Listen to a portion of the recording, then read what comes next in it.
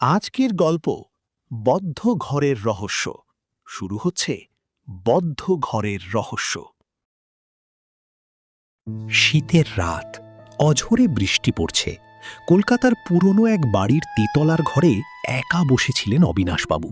হাতে এক কাপ গরম চা আর চোখের সামনে পুরনো দিনের কিছু ডায়েরি।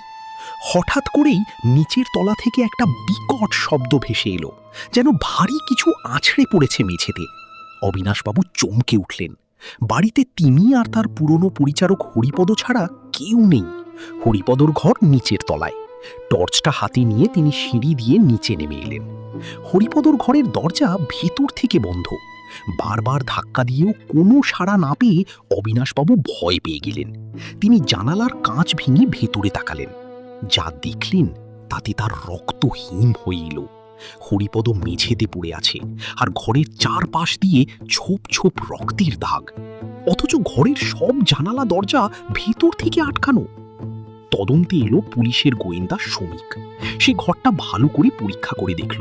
মেঝেতে একটা বড় কাঁচের জার ভাঙা অবস্থায় পড়ে আছে। শ্রমিক লক্ষ্য করল হরিপদর হাতে কামড়ের দাগ, কিন্তু সেটা কোনো মানুষের নয়। হঠাৎ আলমারির আড়ালে একটা হলদেটে চোখ জ্বলে উঠল। শ্রমিক টর্চ ফেলতেই দেখা গেল একটা বিশাল আকারের বিরল বিষাক্ত গোখরো সাপ। আসলে হরিপদ পুরনো ডায়েরি থেকে জানতে পেরেছিল যে এই ঘরের মেঝেতে গুপ্তধন লুকানো আছে। মেঝে খুঁড়তে গিয়েই সে ওই মাটির নিচের গর্তে থাকা সাপটির বিষের শিকার হয়। সাপটি সেখান থেকেই বেরিয়ে এসেছিল। বদ্ধ ঘরের রহস্য এভাবেই সমাধান হলো।